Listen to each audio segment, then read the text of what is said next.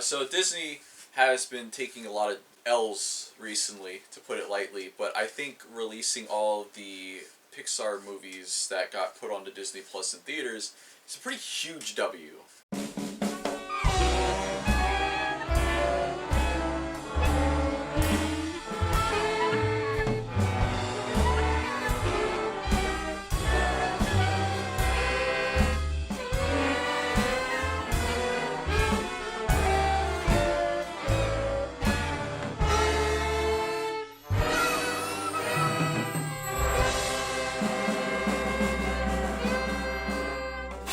Hello everyone, welcome back to 3D Reviews. We are reviewing an old modern movie. It's not old, 2020 is not old, that was just yesterday, it was 2020. Soul was supposed to release in theaters on June 19th, 2020, but because of the pandemic, it got put onto Disney Plus. And Disney has recently decided to re-release the three Pixar movies that were put onto Disney Plus, being Soul, Luca, and Turning Red. And they even have given it special 3D screenings, which I was very excited and interested to see. And so last night we drove all the way out through peak rush hour Northern Virginia DC traffic to see this movie, and then we drove back in the dark and rain, and it was late, and I was like, let's just wait for tomorrow to do the review because I'm hungry, I'm tired, and here we are, we're talking about it now. And you know, I didn't really like this movie the first time I watched it. I mean, I didn't really like it. I didn't think it was bad. I was just kind of like, it's whatever, like, it's not my deal.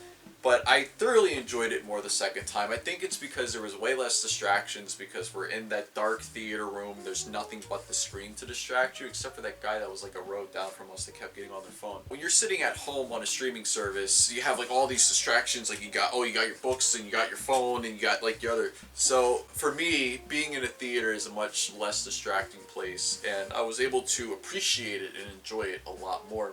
It's a story of Joe Gardner, an aspiring jazz musician who's a whiz at the piano, and when he gets his big break finally, he falls in a manhole and dies, and he escapes from death and gets wrapped up in trying to help this unborn soul find their purpose, their spark, and in exchange he will be able to go back to Earth and get in his body. But when they do get back to Earth finally, some crazy things happen where Joe is in the body of a cat and the unborn soul is in his body, and she learns to appreciate life through Joe's body. It is a very inspiring movie. It's a very emotional movie. It is a movie that answers what is the meaning of life. And the meaning of life is to live your life to the fullest every single day.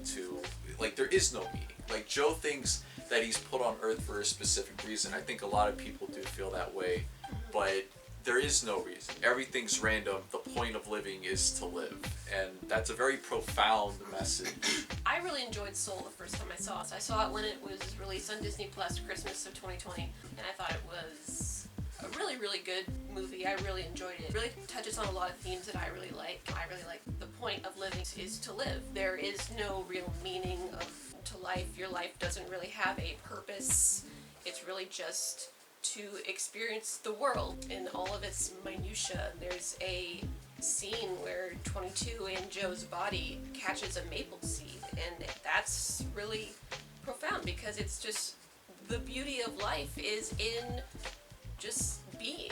I really respond well to that kind of message. That's really the kind of thing that I just eat up like candy. This is definitely one of the greats from Pixar. Oh, for sure. And it feels like something that could have been released in its golden era. Pixar is kind of like off and on these days as far as their hits. Like, it's funny, their big comeback to theaters, Lightyear, ended up being a massive bomb. If you guys remember my review of it, I did not like that movie at all. I thought it was complete garbage, and it was also extremely embarrassing on top of it being complete garbage. This movie here, it is a shame that it got shafted by the pandemic, but it is great that they're letting the whole world see this and on the big screen by releasing it now.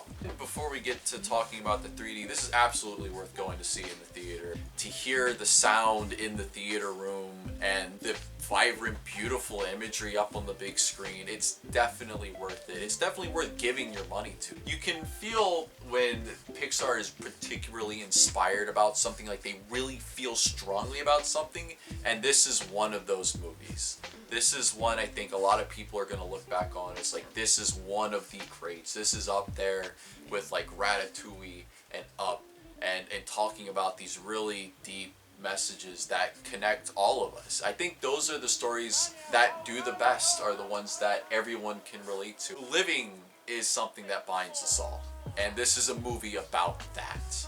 A lot of strong, powerful moments. I love this movie so, man, I wish the 3D screenings were closer, because I'd go right back out there and see it again. Yeah. But I ain't driving all the way out to Alexandria in peak rush hour traffic again. We're gonna hop into the 3D stuff now. So on paper, a movie about a guy that gets his big break in music doesn't sound like it'll be a good fit for 3D. And I will say the scenes that are like in the city, they're just kind of walking around. Like, it looks, the 3D depth and volume is good in this movie, like with a lot of animated movies, with a lot of Pixar stuff. So it's about the shots and how you use the different shots and framing that make the 3D interesting. They definitely try to push it when it comes to the more abstract visuals, like with The Great Before and The Great Beyond, things like that, where they're able to do more with as far as the animation and style is concerned. The 3D really shines in those moments. And there's a few that stick out of my mind. I talked about this when I did the 3D reviews for the year, the big live stream. I'm like, some of these movies just, there are no things that stick out of my mind, but the ones that I do remember, those are the really good 3D movies. And this one, where Joe is like flying through space when he's his little Joe soul. He's flying through space and he's trying to get back to Earth, or he's like being caught in like some sort of weird tractor beam by the By Terry. Yeah. Or when he jumps out of the Great Beyond, like the conveyor belt, when he jumps out of that for the first time and he's like going through all these different colors and styles. Like, that stuff is fantastic in 3D.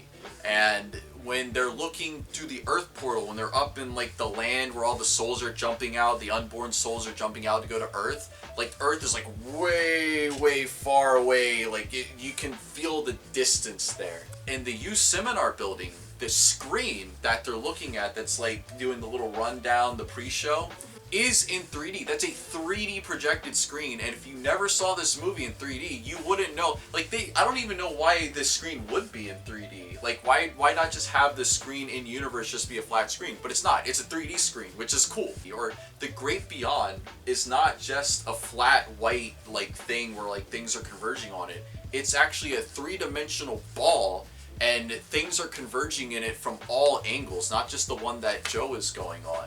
And these are aspects to the world that you just wouldn't get watching it in 2D. Like scenes like that just went by me on the TV, where they're flying through tunnels. That stuff, it's what makes it worth seeing in 3D. And when they go to like the Hall of Everything and there's just layers and it just goes on forever.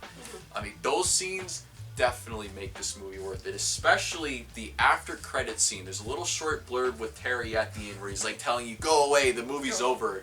And he like comes up and he's out of the screen and his fingers, like, it was one of those rare moments where it didn't even feel like there was a screen there.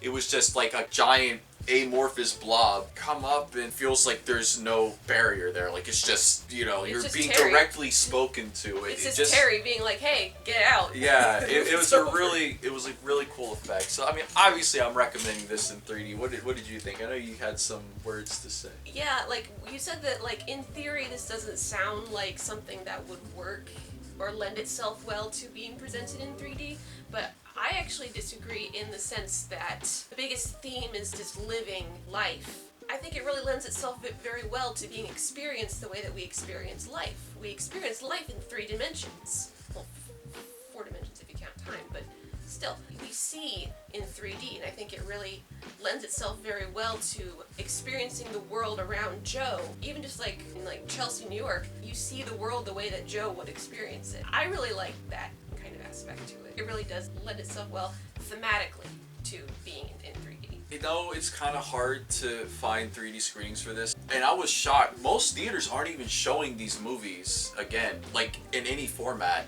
Yeah. Let alone in 3D. And there was one theater we had to drive almost an hour to get to. Because of traffic. Traffic adds about 20 million years to your trip up here. It's kind of hard to find 3D screenings of this movie. I know they're doing 3D screenings today and tomorrow, I think. So if you get the opportunity to see it in 3D, that's definitely the way I recommend seeing it. Absolutely fantastic.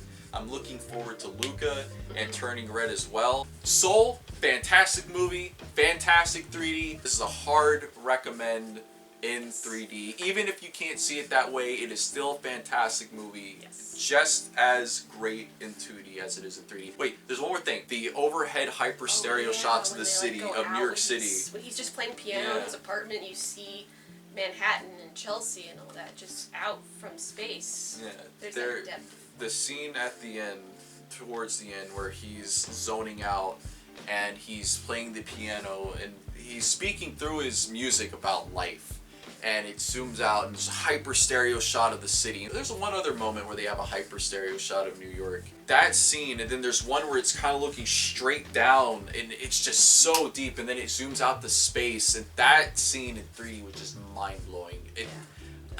It's just a fantastic movie, and honestly, if this got a 3D Blu-ray release, maybe it did. I actually haven't looked into it, but if it did, I would absolutely buy it.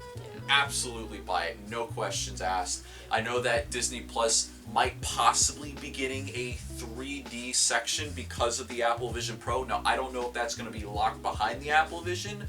I really hope it's not. But yeah, I think that's all I have to say. Go see it. Absolutely worth it. Yeah, okay, that's it.